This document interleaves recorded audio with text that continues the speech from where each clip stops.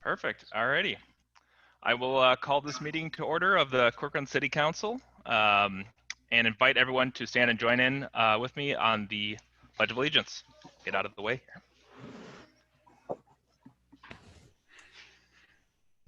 I pledge allegiance to the flag of the United States of America and to the republic for which it stands, one nation, under God, indivisible, with liberty and justice for all. It's a bit trickier when there's 15 different people in your ear.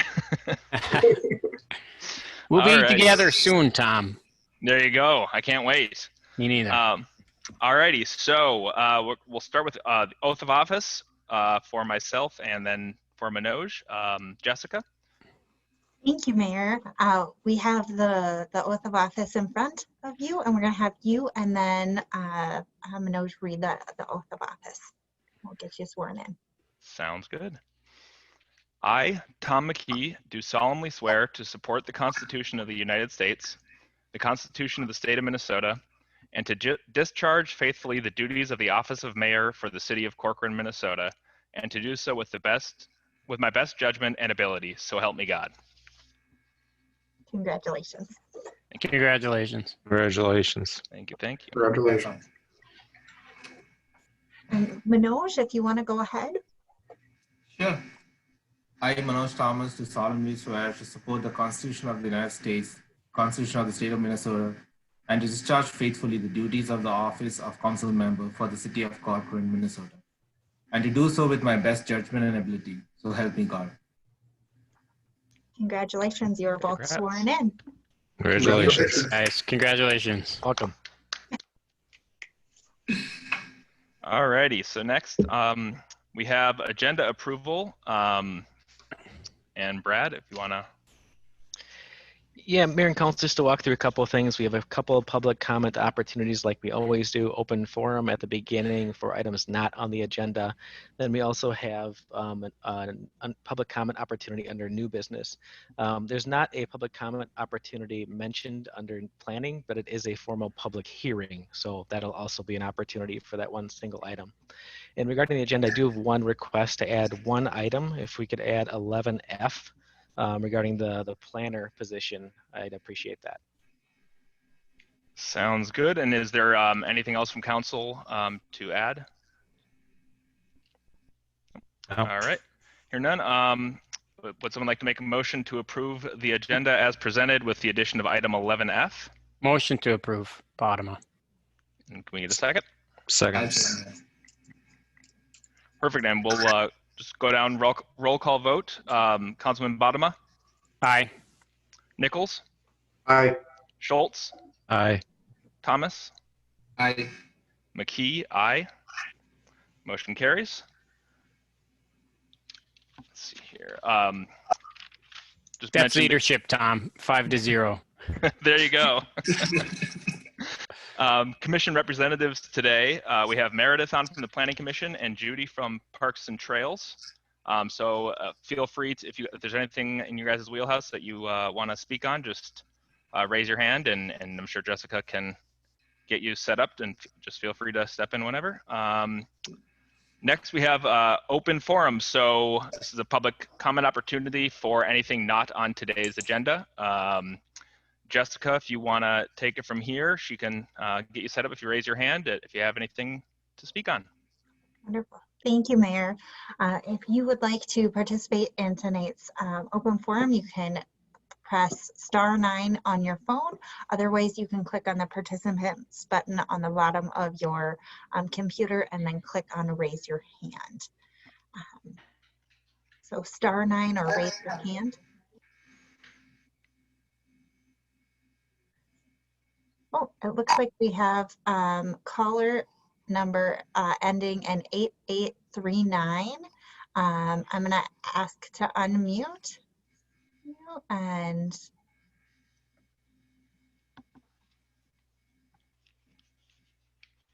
should be able to press *6 to unmute.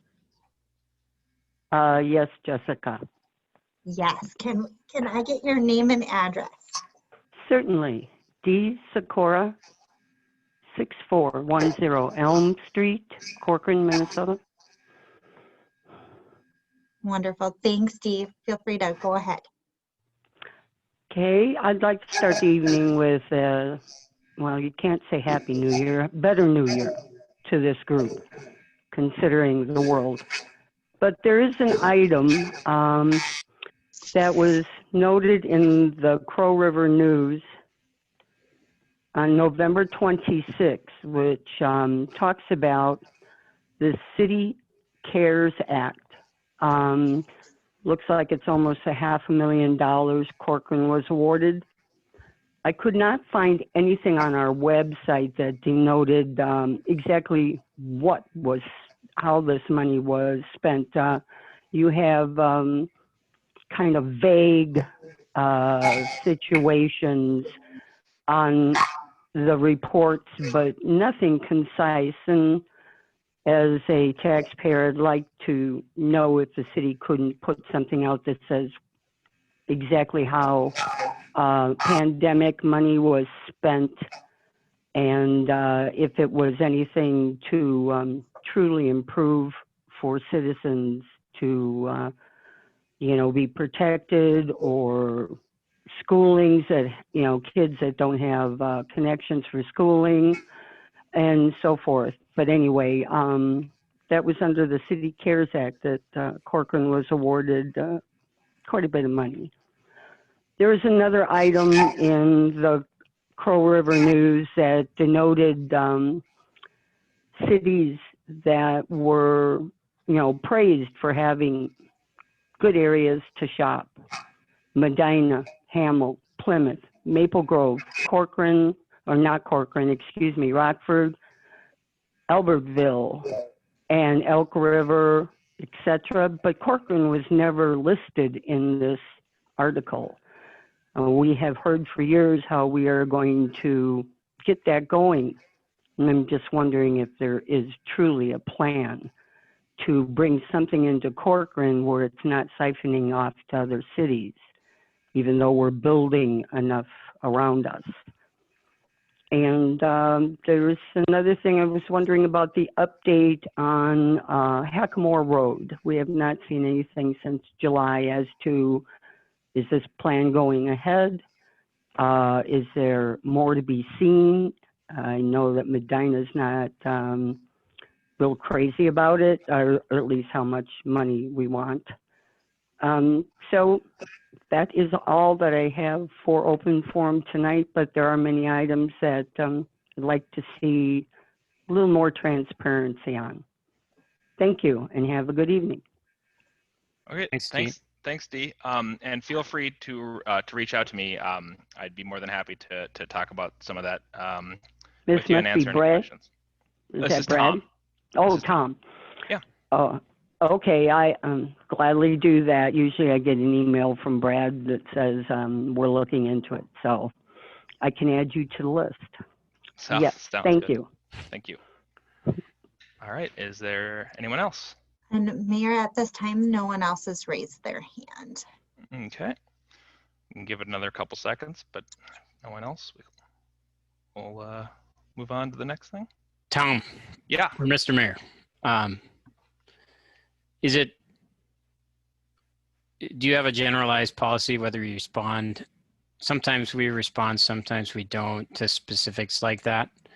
Yeah. It's whether we respond to D specifically or to everybody in general. That first question, I think, is very relevant. We all should know exactly what happened with I don't know if we spent all of it. We're awarded a certain dollar amount and we were not obligated to spend it all. Some of that happened while you were not on the council.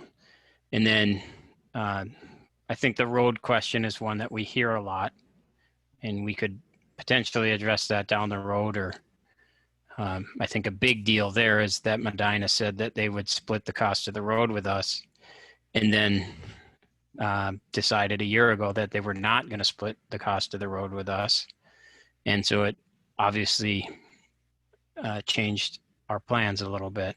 And it's a matter of whether we want to hold them accountable to that, or if we want to just pay for more than our fair share of a road that is used equally by both communities. But those are, I think, things that are specific and a public good to be aware of. But on that middle one, I'm not sure how you would like that to be handled. And the middle one was about the shopping. Yeah, I frankly don't know if I have a policy on that yet. That's probably something I guess I'll figure out, but I appreciate your input on that. And those are definitely good. The other two are good things to mention here. So thanks for doing that, John. And I would add on with the road on Hackmore. It's to be determined in terms of where we are with that. I'm hoping that we can figure out a solution that works for everyone down the road. But at this point, I don't have any other news to add to that. So, Mr. Mayor? Yes. I just wanted to highlight for Dee's benefit, if you look at the agenda packet from September 10th, 2020, item 10C listed the proposed use for the CARES funds. So if you're looking for an item by item breakdown, that would be a good place to go. Perfect. Thanks, Jeremy. Sounds good. Then we will move on to consent agenda. Let's see here. Consisting of items, excuse me, A through F. Does anyone want to pull anything from the consent agenda? Excuse me. I'll pull item E, please. Okay. Anything else? All right. Then I will entertain a motion to approve consent agenda items A through D and F. Anyone would like to make a motion? So moved. And a second? Thomas, second. Alrighty, we'll do a roll call vote. Or is there any discussion? Hearing none, we'll do a roll call vote. Mr. Badwa? Aye. Nichols? Aye. Schultz? Aye. Thomas? Aye. McKee, aye. Motion carries. So you said E, right, Alan? Yeah. The and go ahead. What did you want to? Yeah, my question is just to staff, going off Mr. Cora's question about CARES Act funds. Part of this is going to be CARES Act compliance testing, where they're going to actually look at all items that we purchased. Is that correct? And see if it complies with CARE Act rules. Yes. Just correct this if I'm wrong, but I believe if cities have less than $750,000, they wouldn't be audited specifically upon CARES. However, our auditors spot check all of our funds. Jess, what did I miss there? Nope, you're spot on there. There's a threshold and we're under the threshold for that. However, we worked closely with them when we were coming up with our CARES plan to make sure we were compliant, but they will be doing spot checks related to that as well. Okay, so will their report actually list out the items and talk about compliance, or is it just going to give a general feedback on if we're in compliance or not? I believe it'd be just general feedback at this point. Okay, that was my only question because Dee brought it up, so thank you. I'll just add, and they do review our resolutions. Resolution 2020-83 was actually a resolution where we approve the CARES Act expenditures. So they'll look through all those items as well. All right, thank you. I'll make a motion to approve item E. All right. Perfect. Any other discussion? All right, hearing none, we'll do a roll call vote. Mr. Bodema? Aye. Nichols? Aye. Schultz? Aye. Thomas? Aye. McKee, aye. Motion carries. Next, we have planning business, which just consists of one item, I believe. The easement vacation for the Karanimi edition. Excuse me. And Kendra, if you'd like to take it from here. Yes, thank you, Mr. Mayor. Jess, I have a quick slide to show the vacation that's being requested. Mr. Mayor, council members, the final plat for the Karenemi edition was on the last council agenda. The vacation normally runs with that, but because of the public hearing deadlines, we didn't get the notice out in time for the public hearing this evening. This is a vacation of the existing easements over the existing Lot 3 from the Rolling Hills Acres subdivision. Next slide.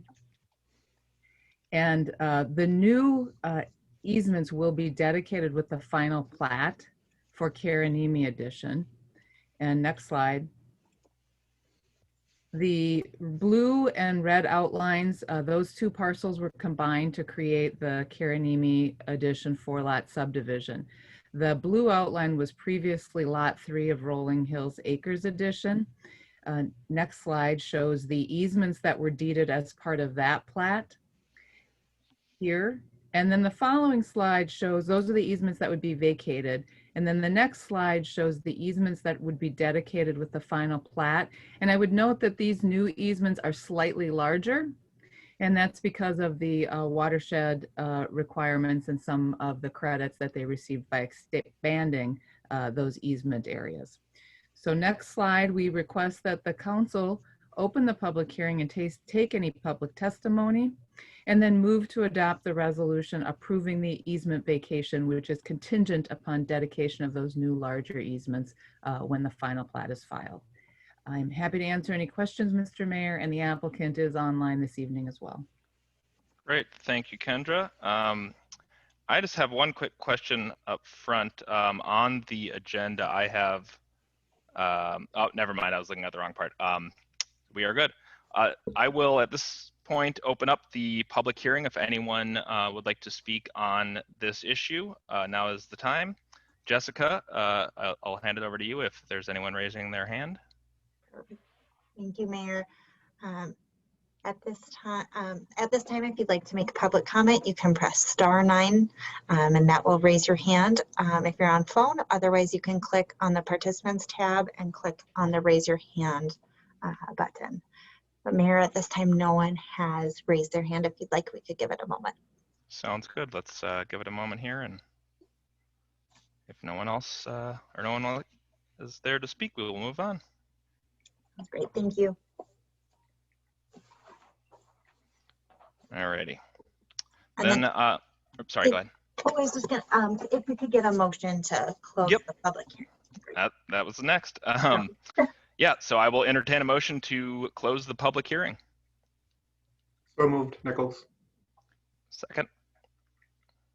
Second, Schultz. Perfect, thank you. Is there any discussion? And if not, I will go down to roll call vote. Bodema? John, you there? Aye. Nichols? Aye. Schultz? Aye. Thomas?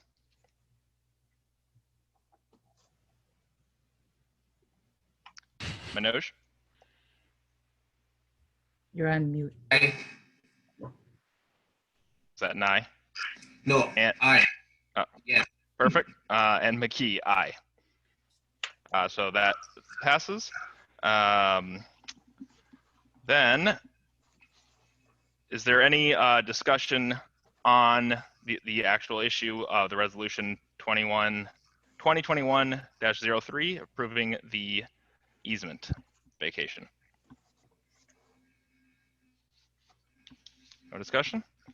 So to recap what I believe I heard in the presentation, so we are vacating the easement today, and there will be new easements dedicated as part of final plat when we get to that point of the approval process. Is that correct? Yeah, Mr. Mayor, that is correct. You did approve the final plat at the last meeting, contingent upon the vacation occurring. And so when they go to record the final plat, they will record the easement vacation and then record the plat, which will provide those larger easements. That's correct. Okay, very good. Thank you. Gotcha. Deal, is there anything else?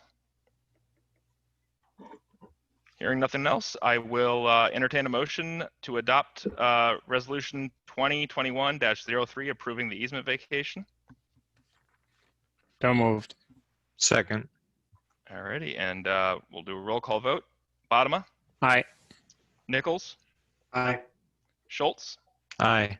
Thomas, Aye. McKee, aye. Motion carries. Unfinished business, we don't have anything today on the agenda, so we'll move on to new business. I can't tell if that was feedback or someone was trying to speak, but there will be a public comment opportunity here, and the first item on there is the annual appointments for the year, and I will hand it over to you, Brad. Mr. Mayor, do you want to hold the public comment opportunity on all of new business first? Yes, sorry. Jessica, if you want to walk through that. Yes, if anyone would like to raise their hand, they can go ahead and press *9 or press the participants button and then press the raise your hand function. This time, Mr. Mayor, no one has raised their hand. So if you'd like, we could wait a moment. Yeah, let's wait a moment here, and just to clarify, this is for anything under new business, so the annual appointments, commission liaison schedule, city calendar, staffing, transition, and the work session. Mr. Mayor, no one has raised their hands. Okay, then we'll move on to Brad, if you want to take it from here. Thanks, Mayor and Council. So annually, the first meeting of the year, we do have our annual appointments. So in front of you is Resolution 2021-01, appointing various individuals and organizations for everything from attorney, planning, official newspaper, assistant weed inspector, and more. I will note the recommendation is to have the same appointments as 2020. I had a couple questions this week from council members regarding how long are the terms, and essentially everything we appoint is at will. So these appointments can change at any time in the future, so there's no lock-in indefinitely on anything.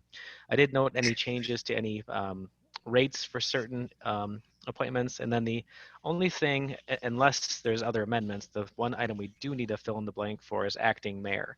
So for 2020, Councilmember Bodema was acting mayor, and we would like somebody to be appointed as acting mayor for the 2021 year as well. That individual would serve lead the meeting in Mayor McKee's absence. And John, I believe you did that last year, Councilman Bodema. Yes. Are you interested in doing it again this year? I would do it. It'd be an honor. Great. Is anyone else interested as well, or do we want to continue with John for this next year? I think John did a fine job last year. I think so. And yeah. Hopefully he doesn't have to sub for someone who falls off a ladder this year. In fact, I think he don't jinx me. Don't jinx me. It'll happen. All right. So, Brad, we got that.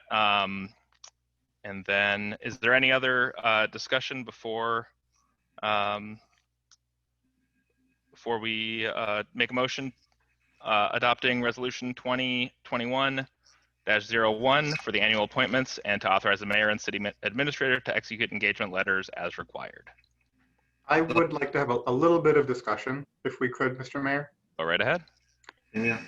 I would like to raise, I know we have a number of important vendors represented here in this agenda item.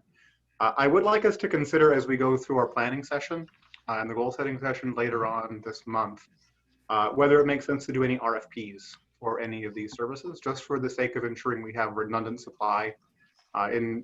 In my background, where we work with vendors, it's typical for us to try to have at least 2 suppliers of any, especially critical services. So you might apply 80% of your business to a preferred vendor who does really well for you, they're very experienced, and then you have a backup that might field 20% of the work in case the primary vendor is unavailable, or if there's a need to replace the primary vendor at some point down the road, then you have someone who's familiar with your systems and processes and people, and it's easier to make the change if you need to. I understand from talking with Brad, and thank you, Brad, for pointing this out, that these appointments are not exclusive, so we do have the opportunity to do that, and I would suggest that we consider what particular city services might warrant having a backup supplier. Yeah, that's thanks for pointing that out. I agree, and I think that'll definitely be something that will be discussed at some of our upcoming sessions, and once we have some time to actually look into that. But I agree with what you're saying. That makes sense to me as well. Is there anything else? Can we have a backup to the assistant weed inspector who currently is the city administrator?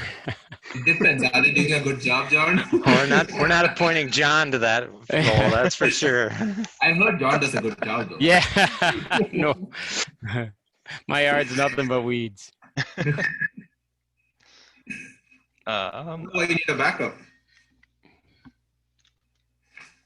So What's maybe that? that looks like we put in a future agenda, the parameters for an RFP. I'm not sure how that process would normally work. If the council desires to direct staff to do it, how would we execute that, Brad? Yeah, so Mayor and Council, what I heard is certainly we wanted to discuss that at the goal setting session. So I made a note of that, and I'll put that on the list of things I've heard over the last little while of discussion. And then what typically happens if any member wants to put something on an upcoming agenda, I schedule it with that member. So if it's okay, if I heard everything correctly, I'll put it on my notes for discussion at the goal setting sessions, and we can schedule it thereafter if that's acceptable. Excellent. Thank you, Brad. Sounds great. All right. Then if there's nothing else, I will entertain a motion to adopt Resolution 2021-01, establishing the annual appointments and authorizing the mayor and city administrator to execute engagement letters as required. So moved. Second. We'll do a roll call vote. Bodema, Aye. Nichols, Aye. Schultz, Aye. Thomas, Aye. McKee, aye. Motion carries. 11B, Commission Liaison Schedule. Brad, I'll hand it over to you. Thanks, Mayor and Council. Another one of those items we discuss each year regarding the expectations with liaison representation to the city's commission. The city has a planning commission, parks and trails commission, and charter commission. Additionally, we participate in the Elm Creek Watershed Management Commission as well. In years past, it's been a little bit here and there. When I first started here, the whole council rotated through each commission. More recently, it's been focused on one council member per year focused on a commission, so there's some consistency. So for 2020, Councilmember Schultz was the liaison to the Planning Commission. For most of 2020, Councilmember Anderson was the liaison to the Parks and Trails Commission, which previously was on the Parks and Trails Commission. And then Councilmember Bodema was our liaison to the Elm Creek Watershed Management Commission. So I don't have any real strong recommendations. I personally tend to like the dedicated individual, and of course, as individuals can't make it, subs come in, but we're open to anything. I do believe the commissions like having a council liaison at the meetings. I think it's helpful, but ultimately it's up to the council. So with that, I'm happy to answer any questions, but it's up to the council and how you want to establish if or any liaison schedule. Sounds good. Yeah, I tend to think I like the system of a liaison schedule and someone who's at least scheduled to be there, and we can be flexible with it. Especially, I know Manoj and Jeremy, you've been on a lot of recent meetings as well, so that probably gives us a little more flexibility. If someone can't make it a certain week, that someone else can step in for them. But in terms of kind of setting the schedule, at least initially, Councilman Schultz, you did it last year for the Planning Commission. Is that something you're interested in doing again this year, or would you like to mix it up? I've actually done it ever since I was appointed to the council, to be honest with you, and Okay. being on the planning commission for the how many years before that. So I enjoy my time with the planning commission. And it gives me good insight to the things that are coming up. But that said, I'm more than happy to open that up to somebody new, so there can be a new perspective for the planning commission as well. It also gives me a little more personal time at home. Makes sense. Sounds good. Manoj, Jeremy, John? I volunteer. Okay, that works for me. If there's no one else that is dying to take that position, we can put that one down. Parks and Trails. Last year, Tom Anderson did that. So there's definitely a vacancy this year, and I'm open to whoever would be interested in doing that. I think that, Tom, you have meetings, dedicated meeting times with the city, correct, during the week as mayor? Yes. Yep. But I'm certainly open to helping out in this capacity as well. I don't think that should overlap with anything I have directly. My plan is I was the watershed commission. I was with I represented Corcoran to the watershed commission before I was on council. I'm connected there. I don't go to every meeting, but it's a very technical. That position is technical. I'm familiar with the concepts. I'm totally fine staying connected to that. That sounds great. And yeah, I'm more than happy to do Parks and Trails. And if it ends up conflicting with too much or something, we can figure it out from there. But for now, let's put me down for that. Unless anyone has an objection to that. And Tom, Manoj here. Yeah. I plan to be at all the meetings unless something comes up. So, if for any reason you have a conflict with the city and can't make it, I'll be there. Just have to officially call that out that I'm the liaison. But perfect. Yeah, and I plan on attending as many commission meetings in general as I can make, so we should be pretty flexible with that, which will be awesome. Charter Commission, last year we did not have any liaison. Do we want to continue with that or appoint someone this year? Tom, can I back up a second? Yeah. I really would encourage the commissions that are internal to the city of Corcoran are the planning, the parks, charter, and the parks and trails. The one commission that is outside of Corcoran, whose mission or their authority is as an outside entity, we have to abide by their rules.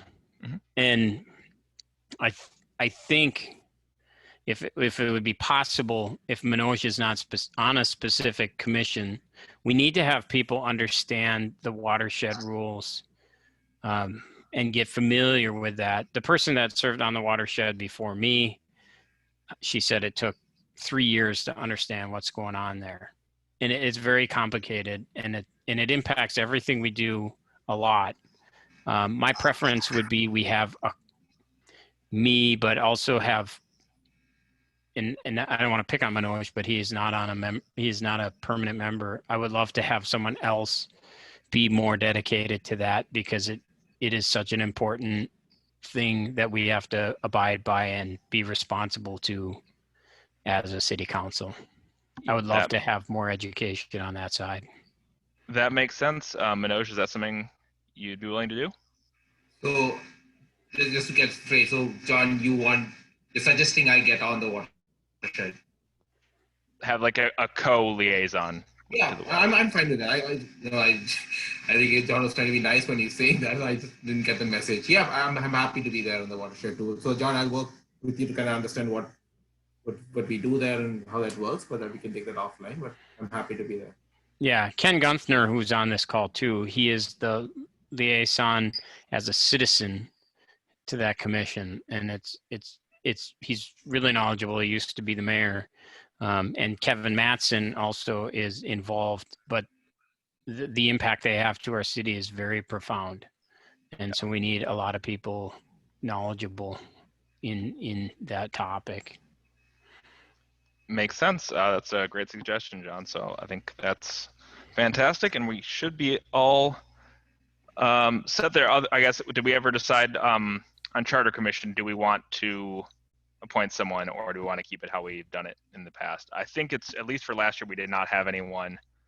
Brad, before that, have we had someone? Mayor and Council, no, not typically. However, as mentioned in the report, typically it's once a year, maybe twice, and the council is always invited. So I'm not necessarily how certain you need to have a liaison. It's completely up to you. Sounds good. Then I think we can leave it vacant if no one objects to that. And with Councilman Thomas on the Charter Commission, that it'd be difficult for us not to get the information. So, yeah, But- that works. Or go ahead. May I ask a question about Of that? course. Yeah.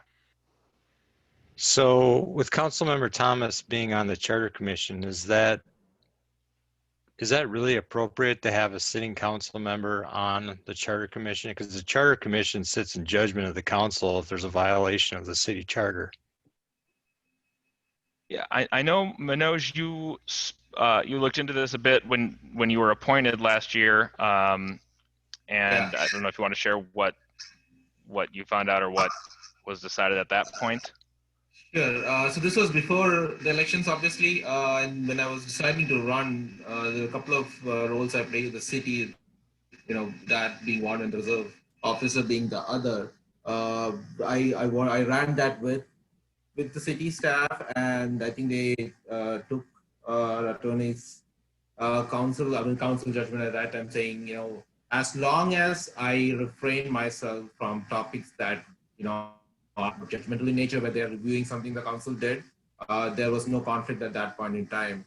If I don't know if that's changed since then. While I understand that keeping it clean is definitely one thing that might make sense. So I'm looking into it. So I haven't decided that if I would be keeping both the roles, especially with the charter. I had a couple of chats with Matt on the reserve program also, because the council is kind of creates that nuance with it. So I'm looking into it, but I checked, and at that time I was told that there was no conflict as long as I refrain from voting on anything that associated with the reserve program, with that part of the job, and as long as I am not part on the discussion that is looking at judgmental things towards the council while I'm on the charter. So that's how I was told. This was before the election, before I got elected. Yeah. This is what you look into. I guess I would encourage anytime if it's not an issue of getting additional citizen participation in any of these councils, whether it be the Charter Commission, Planning Commission, or whatnot, we try to open it up and seat those with people at large from the community, just so we get a broader perspective. And we do have one seat that we will be filling here shortly on the Charter Commission. But I'll personally leave that up to Manoj in terms of what you think is appropriate in, regarding I'm seat open. Go ahead, Jen. I'm also planning to talk to Brian, because I think last year, a good part of last year, he was on both. So to see how he managed that also. So that would be good guidance, since there is some precedent on somebody being on both. And I think he's a chair on the charter too, right? So I'm planning to reach out to him to figure it out. And if it's the best thing to step down, then I'm going to vacate being on the commission. But after my discussion. Sounds Mr. good. Mayor. Yeah, go ahead, John. A significant issue for me with respect to being on the council and the Charter Commission is that, well, the Charter Commission is ultimately held responsible for if there's a massive amount of dereliction of duty for the city council. They're there specifically to hold us accountable. They would, in the event of massive fraud or the inability for the council to carry out their duties, they would tear up the entire city and start all over. That's how their job is. Small but humongous. They meet once a year. They make sure everything is above board. And I have a profound disagreement with that the ability to be on the Charter Commission and the City Council at the same time. It represents in day-to-day everything the City Council does impacts, like every single thing impacts the Charter Commission and vice versa. And their sole responsibility is to hold us accountable. And I actually trust Manoj. I like him. He also does volunteering for the city as a police officer. So it's not a knock on Manoj, but No. we have a perception problem. If there's a perceived, sometimes there's a conflict of interest, and then there's a perceived conflict of interest, and this potential conflict of interest is so profound that I think that we can't have the perception that anyone watching over the city council has a conflict of interest. My suggestion would be for Manoj to resign from one of them. Otherwise, we all will look as if we're being guarded by one of our own, and I'm completely uncomfortable with that. Okay, well, I definitely hear what you're saying. I guess my question would be then, what was the practice or what was the plan that we had in place previous to the election with Councilman Lothar on there, and there was another candidate, Mr. Gamak, who was running on there. Was there ever a discussion about how to handle that long term, or I'm just not sure how we decided to. Yeah, I think Brian Lothar was appointed, so had he won election, it would have been the same thing, and Mr. Gamak, it would have been the same conversation. Gotcha. Yeah. Mr. Mayor, I'll just jump in. Both had stated that they would resign the Charter Commission if they had won election, but they didn't want to give up until they knew whether there was going to be an issue or not. That was their personal statements. I know we had something just asked if I said I won't resign. So I love everybody jumping the gun on this one. So my plan is to talk to Lothar on this, right, to figure out, to get some advice. I think he's in the best position, having served on both at the same time. And I did my due diligence where I checked with the attorney to make sure that even before I ran for election, that there should not be a conflict of interest. What I'm hearing now is there's a perceived conflict of interest that potentially could come into equation and a discussion. So that's what I'm going to confirm with Brian to see how he thought that he was on the council, appointed or not, and served on the Charter Commission, because the scenario that John just played out could have happened 6 months back, and you had a council member and the chair of the Charter Commission, right? So, but having said that, I'm not, it's not the hill I'm willing to die on. So I'm going to have that chat with Brian and decide what's best to do. I most probably wait to resign till we have that open position filled, unless we have good candidates coming in, and Brad and Jessica can let us know that if we have enough applications in for that, that's something I'm willing to do before don't have to wait for that one appointment. But either way, I'm not going to take a decision now without having talked to Brian. So I feel like we can go on and proceed. No, and Manoj, I don't think anyone's asking you to make a decision right now. I think we're just wanting to express the point where we see this, like John's point, a perceived conflict. The planning committee or the Charter Commission, everything they do impacts what the city council does. So everything that's going to be on their agenda for the next year is going to impact us, whether they're discussing, wards or censuring the council or whatever that topic is. It's going to come back to the council. So you would effectively either not be voting on something on the Charter Commission at all, or you'd be voting on it twice in the Charter Commission and in the City Council. So I appreciate it. I love open dialogue, and I don't care about taking some heat with getting some discussions out there. I wish I had heard some of these discussions when Brian was getting appointed. I remember sitting through that entire council meeting when he was appointed, not a beep about that conflict of interest, but it's good that at least we're looking at cleaning up some of that things, right? So let me have the chat with Brian, and then I'll come back and tell the city and the council on what I'm planning to do. Sure. Mr. Mayor? Yes, go ahead. I would like to encourage anybody who's watching or who watches this after the fact who hasn't been involved in the city to this point. Charter Commission would be a great place to get started. Absolutely. In the sense that you have a relatively low time commitment. It values independence.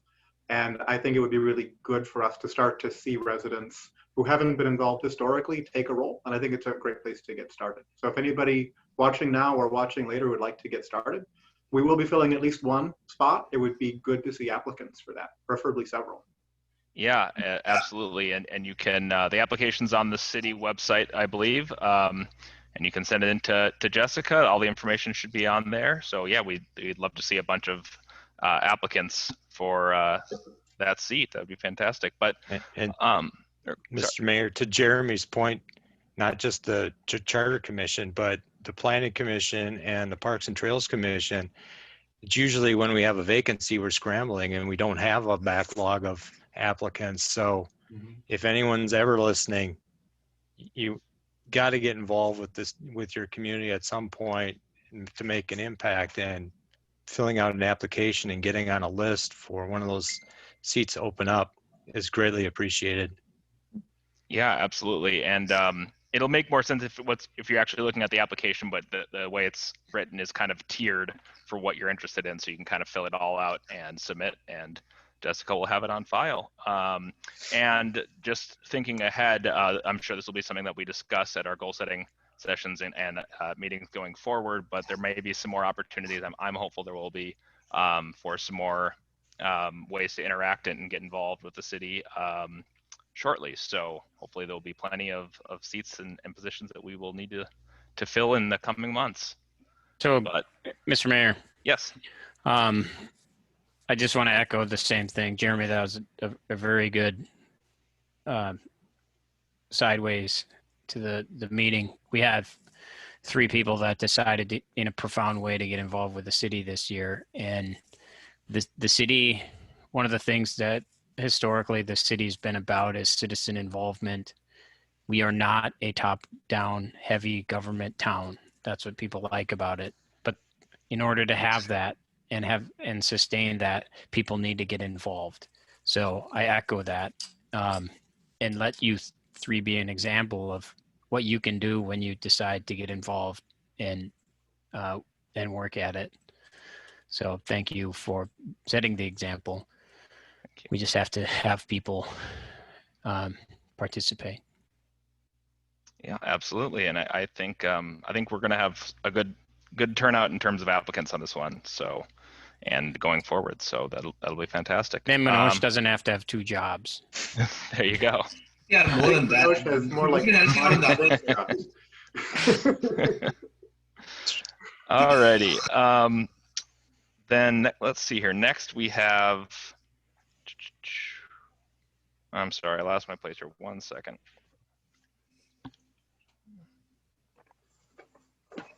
Mr. Mayor, do you need a resolution on item 11B, or a motion on item 11B? That's what I was wondering. Brad, do we?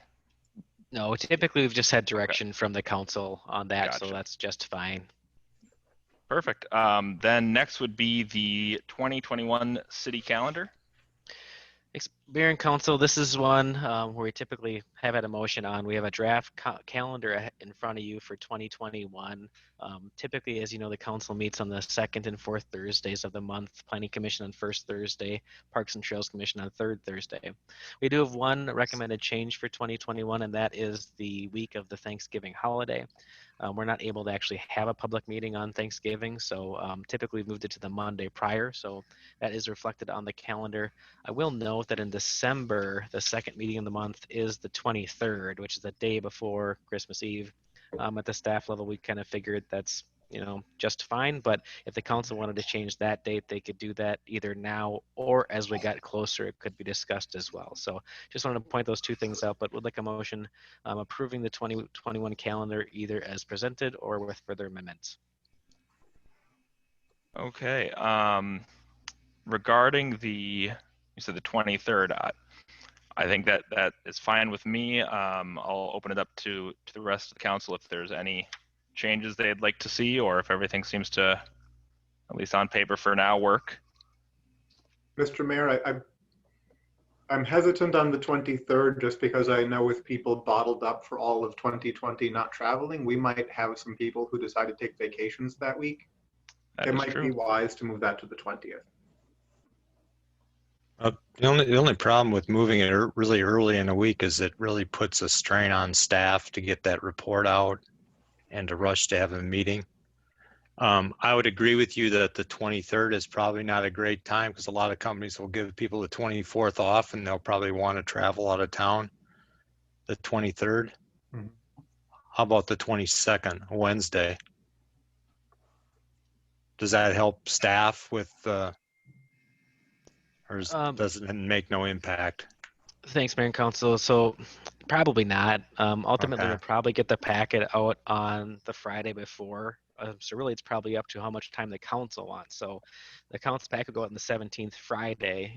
If you're fine by Monday, again, we'd still probably get the packet out on Friday for the Wednesday. So either way, we just scramble and get it done.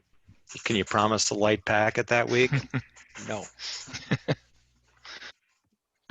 Yeah, I'm honestly fine with either option there. What do You you? could care less. I Either. would be Doesn't okay matter. with the 22nd. I think that would be fine. Okay. Is there any other changes or notes anyone had for the rest of the calendar besides that? December the 22nd. We missed the big ones. So I think I'm comfortable with it. Sounds good. Then with that, I will entertain a motion to approve the 2021 city calendar as amended with the meeting moved from December 23rd to December 22nd. So moved. Nichols. Second, Schultz. All right, and we'll do a roll call vote. Councilman Bodema. Aye, and someone needs to bring cake on my birthday, When's your birthday? April 8th. You got it. Nobody brought me cake on mine. I think we had a work session. Add yours day. to the list. It needs to be on the city calendar. We'll bring it. Nichols. Aye. Schultz. Aye. Thomas. Aye.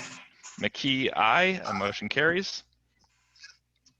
And next up, we have staffing transition for the construction services coordinator, and I will hand it off to Brad. Thank you, Mayor and Council. And Jess, I think I had 2 slides or something on this topic here, but essentially this is a planned transition with the Corcoran staffing structure related to the hiring of the planner, although that position is currently vacant at this time. But essentially with the hiring of the planner, we have duties pulled away from Mike, who's our code compliance official, with a strong need to have assistance in the Public Works Department helping Kevin. So the planned transition has been, when the planner position was approved, to develop a new position to what we're calling construction services coordinator to help out with the Public Works Department. So that's really the action today. There's a resolution really amending the organizational structure of the city of Corcoran, approving the job description, and then appointing Mike to that position effective tomorrow, which he's already been kind of dabbling in both jobs. Regarding the planner position, that's 2 items down on the agenda we'll talk about. We're making by with Kendra's team helping out and jumping in, and we just have to make that transition to get Mike over to help Kevin. There's just too much going on regarding right-of-way management and everything else. Jess, it's just the Zoom screen that's showing, just so you know. And it's not important. The only slide that was probably maybe was important, there's an organizational chart, which I can email out to the council, to the org chart, kind of showing where everything's at. I will note that this position, construction services coordinator, is a pay bump grade higher, which was planned for within our compensation structure as well. There we are. There's the org chart. So essentially moving that position over to underneath Kevin, the Public Works Department. So I'll stop meandering verbally now that everything's up there, and ask for any support to that resolution, changing that structure, and happy to answer any questions you have. Thank you, Brad. Yeah, I'll open the floor to any comments from council, any discussion. Brad, will the old role be backfilled? Short answer is no. We won't have the code compliance official title anymore. We debated on whether we would actually eliminate that position. However, that title is actually referenced in city code as somebody that has to take action, who we can appoint to anybody to fill that role who has a different title. So that's the reason we didn't eliminate that title in the organization, but really between the planner being hired on, that would backfill any duties that are moving away from Mike's current role. Okay. Very good. Thank you. Is there anything else? All right, then hearing nothing, I will entertain a motion to approve resolution 2021-04, amending the organizational structure of the city of Corcoran. Sorry, Mr. Mayor, one more question. I Yes. apologize for not thinking of this before. No problem. When and if the city determines that it's time to have its own inspectors, would that fall within this person's purview, or would that be a parallel position? Where would this fit relative to that role? The short answer is I don't know. We'd either have to, you'd have to take things off of this position in order to have enough time to supervise a division of building inspectors. So my sense is we'd have to make a few changes, but I'd have to think through a little bit how that would be managed. Sorry. Okay. That's fair. Thank you, Brad. Alrighty. Now, is there anything else? Tom, something just came up. Brad, this is for you. So when we decided to change the org structure and we have an opening that we wanted to fill, so how do we go about this process? Is that, we start hiring for this with internal employees applying for it, or is there, are we looking for suitable candidates within the organization and moving them? How does something like this usually work out when you plan out the org changes? So, Mayor Council, this resolution would appoint Mike to this new position. So essentially, we would take him out of his existing position and immediately put him in this position. So there would be no process. This would be the process is the resolution for this individual position. Now, there's a couple different ways to do it. If we were to have, a completely new position that we felt we could have multiple internal people, we could do an internal process, or we could go fully external. In this circumstance, really have one individual that makes a great deal of sense to just transition the slight bit of duties to, and that's why we're requesting just the to put Mike directly in that effective tomorrow morning. Thank you.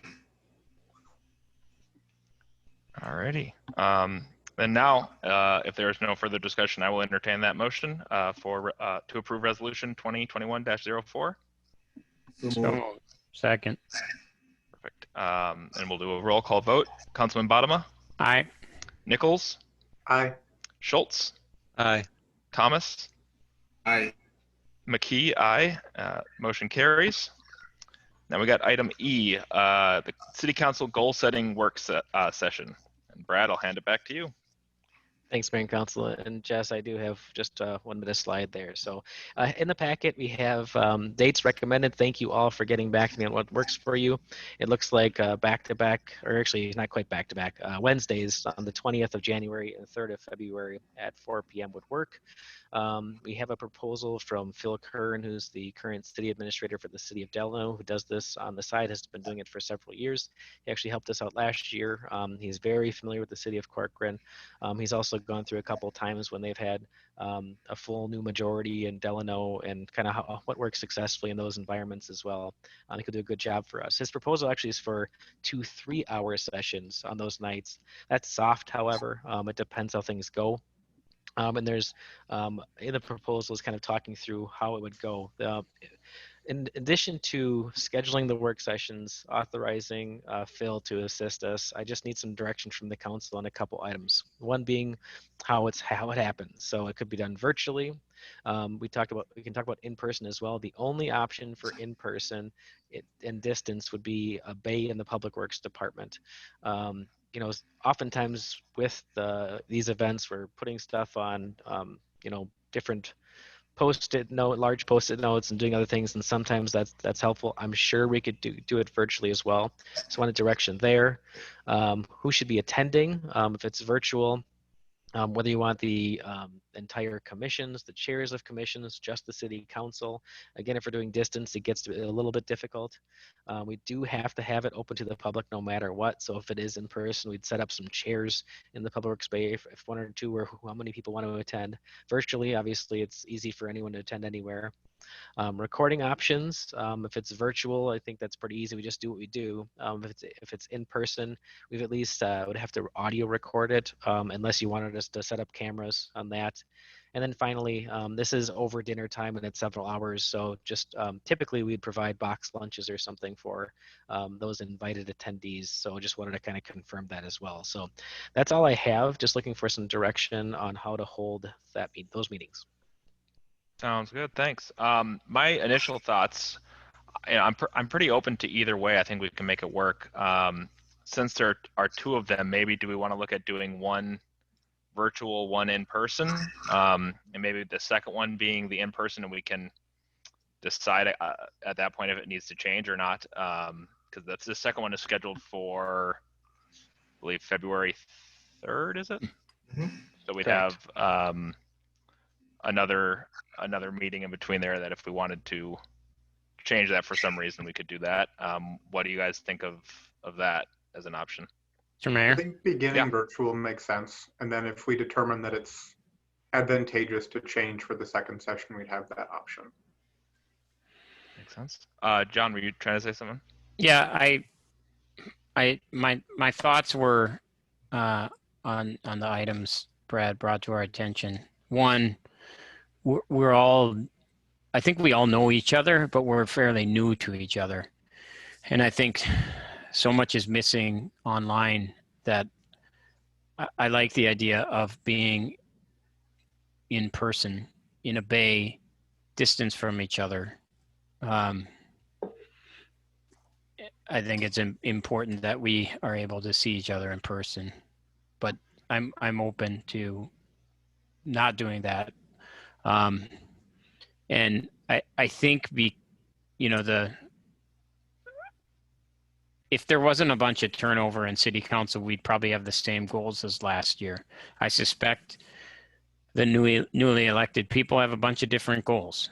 And so I think, Brad, I would suggest that the council should be there for sure. And it's welcome to the public, which would include anybody on any commission, but I'm sure everyone's going to have a lot to say that night. And if there's going to be 4 years of the council, it's important that we all figure out where we all are at so we can be coordinated going forward. Those are my thoughts. Mayor, Thomas? Yeah, go ahead. So I agree with John on this one. I would love for the in-person meetings.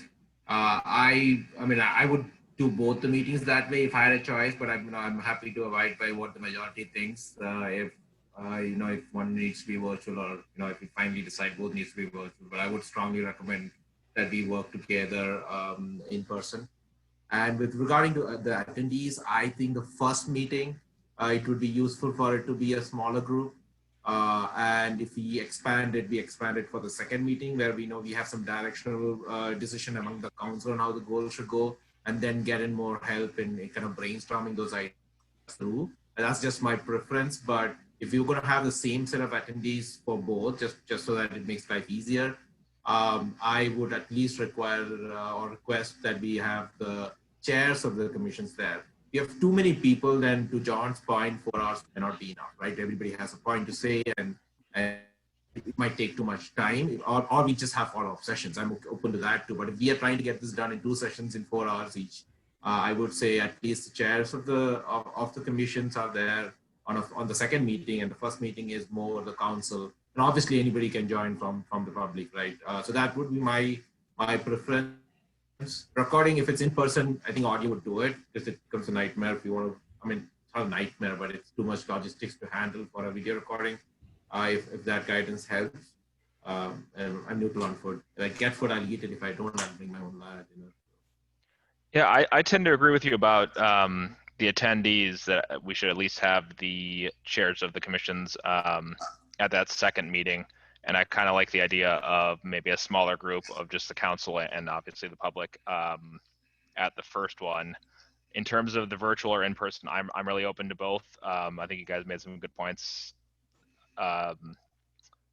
So Councilman Nichols and Schultz, how do you feel about doing both in person? Because I think John and Manoj, you both said you prefer both in person, and I'm open to that. I'm a little concerned with the number of people we might be able to fit with safe distancing in place, given that we have to have it open to the public as well, especially with the more severe strain. Personally, I've had both of my parents have COVID currently, and my wife's had some people that she knows that are also coming down with it currently. So I'm a little more sensitive to it maybe than some others might be. I would prefer to see it either the public is invited virtually, and we can keep it just to city staff and the council in person, or we do it virtually. Actually, Yeah, that's a good idea. I'm kind of in agreement with Jeremy. You know, having a larger group, I'm wondering if we could actually do a hybrid where it could be done with just the council in person if needed, and then everyone else be virtual, whether those be commissions or the general public. My fear is that, you know, you get a large group, it's not going to be conducive because you're spread out so far, it's going to be hard to talk. And then you have the risks of a lot of people involved. I have a high risk person in my house, so I know I'm going to be sensitive to getting in a room with a lot of people in it. And then it also comes down to what happens if you do in person and someone has to go into quarantine and then we can't join. So we would still have to do some type of virtual to have all members of the council or commission present. So yeah, I understand what John's saying. There's a lot of collaboration when you get together like this, and to Brad's point, we're going to lose a lot of that when we have the flow charts and the boards.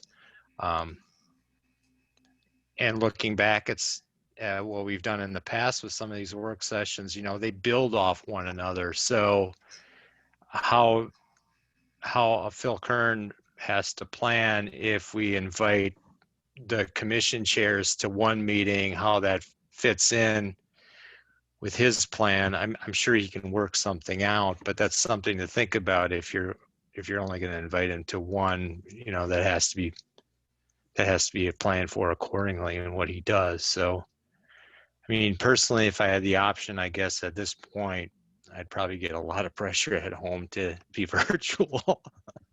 But no, I got you. That makes sense. Those are all good points. Brad, I guess I'll ask you logistically, could we do some sort of hybrid setup where, you know, we record who's in person, you know, just the audio recording or whatever, and then we also record the Zoom meeting just like, you know, we're recording this, and have it be open to the public via Zoom, and for one of the meetings we wanted the commission chairs or whatever via Zoom as well, and a council member if they so chose. Yeah. So Mayor and Council, the extreme difficulty as it's being texted to me by Matt is that internet at Public Works is as bad as it possibly gets. So I shouldn't say it entirely as bad as everyone else in town who has bad internet. So I think it'd be very difficult to host a hybrid meeting. I'm very sensitive to Councilman Schultz's comments about everyone being in attendance, and if someone has to quarantine, I didn't even think about that, which I should have.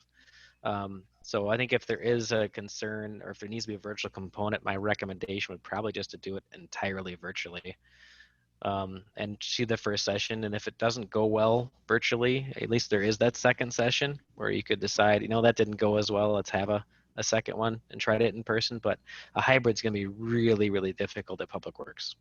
would it be possible, Brad, just to have the council in attendance in the council chambers and do the hybrid virtual that way? So there'd be basically no more than what, 7 people probably in the room. yourself and Paul, and then the rest of staff and council or commission members and all the public would be online. It'd be tight. It would certainly be one of the situations where it'd be tight enough where I'd probably feel like everyone should be wearing a mask the entire time. Okay. It'd be tight, and for those who are uncomfortable, and especially with that variant like that was brought up as well, if there's any concern, I'd probably just recommend it's virtual. I'd probably wear a mask the whole time, no I was matter what. planning on that too as well. And I'm certainly fine with that. You know, one other thing that popped in my head was just, you know, kind of how we are set up currently for this, with, you know, some of the city staff in not the council chambers, but different areas. We could try to space it out that way and be connected virtually. And if there's certain tasks or you know, like we're talking about the big board that you're putting stuff on, we could take shifts going into there or make it work kind of however we need to, but we could all at least be at the same location and make the kind of manipulate the space how we need to. Yeah, thank you, Mayor. And I think, you know, Mayor and I are kind of looking around this room right now, trying to just figure it out on the fly where we could put everybody. But I think we could get it done for sure with the council and Phil. And then maybe it is where each department head is in our office listening in and texting each other what you're saying, and going from there. I think we could make that work. And if that's even just direction, the main action items is scheduling the meeting and selecting the facilitator, and then I can work out based upon direction the final logistics and get that done within the next week or so. I'm sure there's something I'm not thinking about that very smart people that work here are thinking about. So if there's consensus on that, what I'm hearing is attempt at having council in person with the virtual component for attendees to join. And just typically there's no interaction from the public. It's the opportunity for them to listen to see what's going on.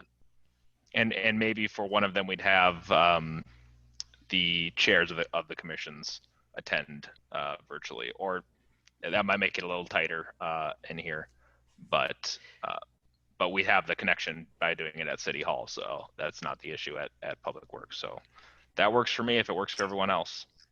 Yeah, I think we'd like to have the option to be virtual just in case, you know, something comes up.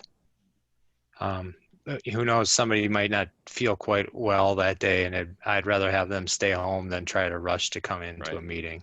And can I make a suggestion? Absolutely. Or just, Mr. Mayor, I'm comfortable with you and Brad with all you've taken our input. Whatever we end up with, I'll be comfortable with that. So if you two want to make a decision with our input that we just gave, just let me know where I need to be, and I'll be there. Sounds good. Thank you, John. Yeah, I think, Brad, does that work direction-wise for now? And then you said you just needed a resolution on the two parts, I'm sorry, I lost it. Sure, just to be a motion to schedule the meetings as presented and authorize staff to enter into the agreement with Phil Kern. Perfect, then I will entertain a motion for that, for extending the offer to Phil Kern and the other, I'm sorry, I'm on the wrong page. I completely lost it. Well, and I don't have it on the sheet. I apologize. Oh, no worries. No worries. I lost my train of thought. Yep. Scheduling the sessions on January 20th and February 3rd at 4 o'clock, as well as at City Hall. And then, as you mentioned, the proposal with Phil Kern. Perfect. So moved. Second. And we'll do a roll call vote. Councilman Bodema. Aye. Nichols. Aye. Schultz. Aye. Thomas. Aye. McKee. Aye. And the motion carries. Brad, I assume there'll be homework before the session, correct? There usually is. I will follow up with Phil tomorrow and see. I think last year, I want to say he had a conversation one-on-one with each of you prior. In years past, when I've done it, I've asked for some thoughts on, picture of a city you enjoy, what do you enjoy about it, type things. But I'll follow up with Phil tomorrow and then follow up with you all. Okay. It'd be nice, Brad, to get if we could get a list of what came out of the prior work sessions for, strategic goals that we had and short-term goals.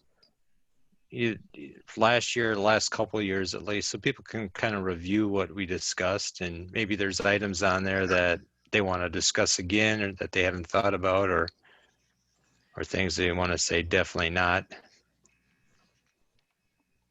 Yeah, I just included part of it with this packet, but I didn't include the report that Phil put together afterwards. Part of me, well, it's public anyway. Part of me wanted to say, well, I don't want to, shift you anywhere besides your own ideas, but I can certainly send it out. You can choose to look at it or not look at it.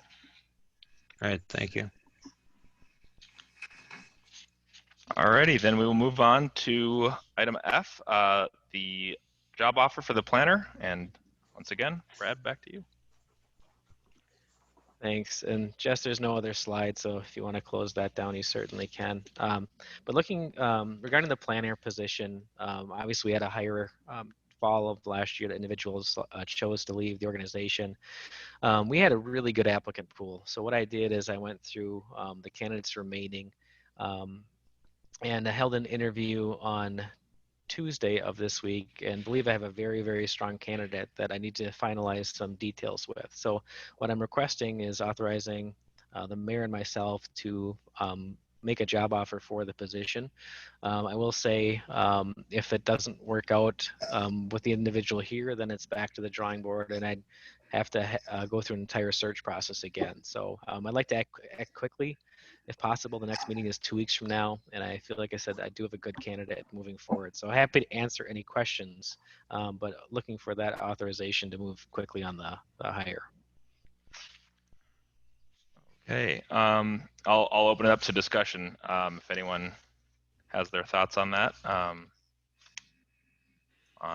the potential hire. Yes, go ahead. And I would agree with Brad. If we have a candidate that we can bring on, and that's the last viable candidate that he had from the pool, I'd say go with it. And then obviously we have the work starts and staff review and stuff. So I would not lose a candidate in this market if it's a good fit. Yeah, I tend to agree. Is there anyone else that has anything? Mr. Mayor, have you had a chance to meet the candidate? I have not. I've spoken with Brad, but I have not had the chance to meet with him. Okay. I'm okay with the recommendation. Same. Sounds good. Jeremy? I'm okay with it too. Yeah. Okay. Then with that, I will entertain a motion to authorize the mayor and city administrator to make an offer for the position of planner. So moved. Second. Roll call. Councilman Bodema, Aye. Nichols, Aye. Schultz, Aye. Thomas, Aye. McKee, aye. Motion carries. And then we will move on to staff reports. Sergeant appointment update, and we'll kick it over to Matt. Thank you, Mr. Mayor and Council. On October 8th, the City Council authorized staff to hold a police sergeant process and to appoint the preferred candidate to the position, and then also to hold a hiring process to backfill that patrol officer position.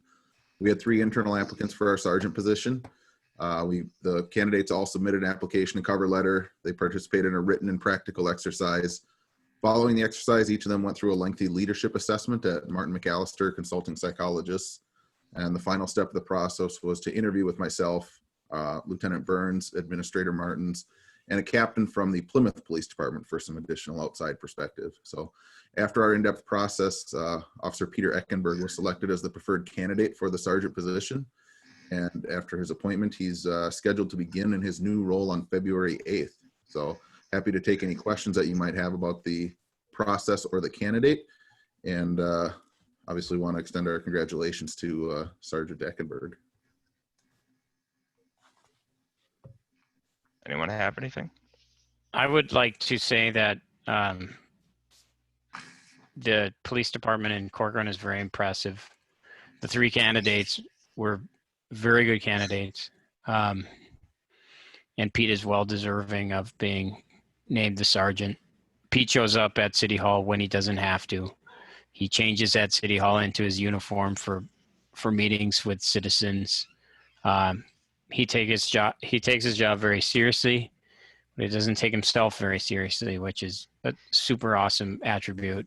And I'm happy for him. And I'm happy that we had such a deep candidate pool and such a fine set of police officers in Corcoran. So congratulations, Pete. Absolutely. Congratulations, Pete. Mr. Mayor? Yes. I won't hold myself up as a great judge of character, but I will point out that my dog really likes Pete. That's good enough for me. and to Pete's credit, he likes my dog as well. So if it's good enough for Hugo, I have no objection. Awesome. All right. Well, then I think that is all we have there. The next we have the pandemic response update, and that will be Matt as well as Brad again. Thank you, Mr. Mayor. So I'll go over kind of at a high level and then pass it off to Brad for any other details. So in Minnesota, the total positive cases are up over 440,000 with about 5,800 deaths. Hennepin County is just over 91,000 cumulative cases. As you've all heard, with the vaccine coming out and being administered first to healthcare workers, and that's also being rolled out to first responders, MDH has rolled out a vaccination dashboard, which has some interesting information. So I'd encourage you, if you're curious about that, to check out the website and kind of see how the vaccination process in Minnesota is going. So thankfully, we're still on the downside from the latest peak. Our first responders in Corcoran, as far as our police officers and most of our firefighters are concerned, most of them, or those that have elected to receive the vaccine, have received their first of 2 shots, and then working on setting up the second one coming up. And that's really good news for us as a staff and for the community. As you've heard over the last year, some of the greatest concerns are having depth. We don't have a lot of depth at our staffing levels, and even losing 1 or 2 is pretty dramatic for us. So having that, having our staffing shored up with a little bit of protection from that vaccination will offer will be a huge benefit for our community. So we're still moving forward on that.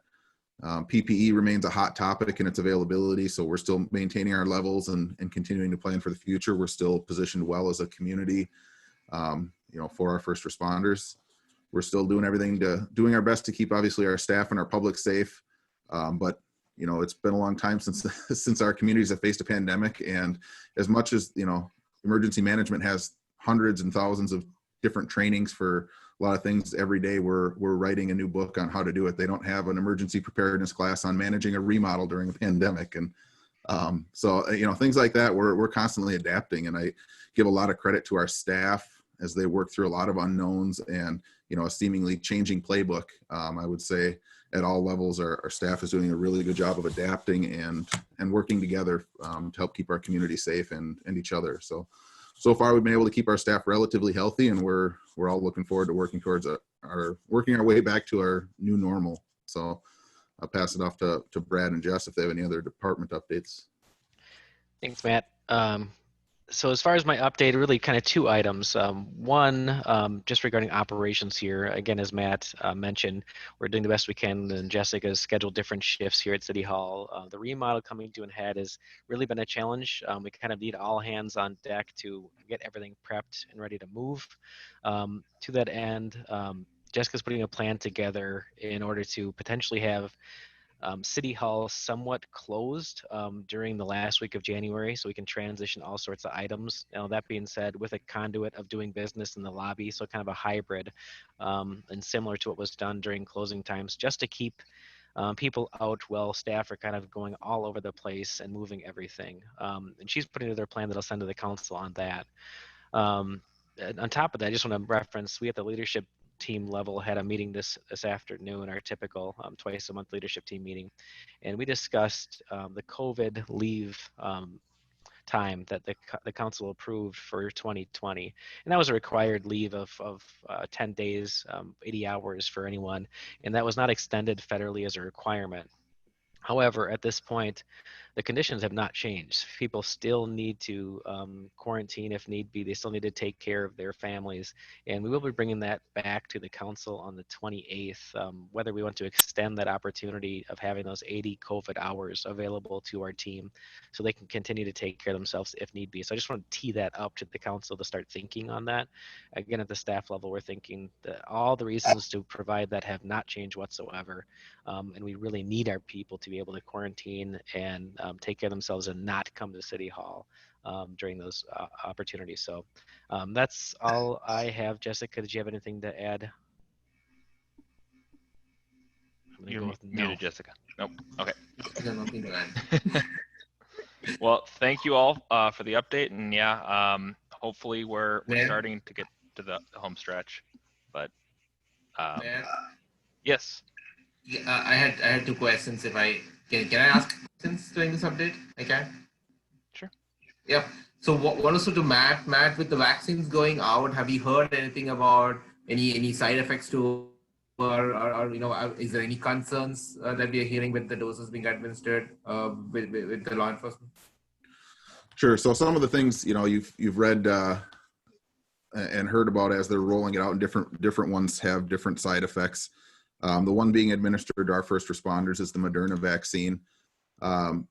And I think anecdotally, what I'm hearing from most people is a real stiff shoulder on the first dose. And it sounds like if there are side effects, it's more frequent with the second dose, as far as kind of chills, feeling, you know, kind of down and out for a day or two. So part of the plan in the administration of the vaccines is staggering the vaccinations of the first responders. So it's done over several days, spread out, so that obviously we're not going to send our whole department the same day in case there is, you know, unanticipated side effects. But generally speaking, and from what I've heard, nothing severe yet, other than occasional headaches and fairly minor side effects is what we've seen. Okay. I guess my second question was to Brad regarding they gave an update about the 80 hours for COVID. Did we have utilization of those hours last year? Like, I think we could think of 4 individuals that had access to some of those hours. I believe, Jessica, is that what you said? Yes, that's my recollection is only about 4 people have taken it, and I'm not sure that they have all taken it. So we haven't had a widespread use of it, but certainly when it's been needed, it's been a benefit to the employees to stay. Thank you. That's all. Just to share a little experience professionally. So I work at a medical device manufacturer, and we've got people who have to be in close quarters for a lot of the operations that they perform. So it was very important for us to have a policy that allowed people to be out when they have symptoms, so they can be tested and still be paid. If you don't have a system like that, you're creating perverse incentives. So people want to come in because they get paid when they come, and they don't get paid when they don't come. So you end up spreading the infection more readily. So I think it was good that the city had a policy to allow people to take time for that. I think that keeps the overall population of city workers healthier, and it makes sense from a city services perspective as well as from a human perspective. So I would encourage you to do it again. Sounds good. Thank you. Will be, you said on the 28th that'll be coming to the council, Brad? Correct. Perfect. Sounds good. Is there anything else? Alrighty, then we'll move on to closed session regarding a non-public health and medical data. So the City Council is going into closed session to discuss non-public health and medical data, which must be discussed in a closed session per Minnesota Statute 13D.05 subdivision 2A, 3, and 4. And at this time, we will go into closed session, and we will be back here on the same meeting right afterwards. So we can leave this meeting and then find the GoToMeeting link sent to the council. Is that coming through mail, Brad? So that's in the document.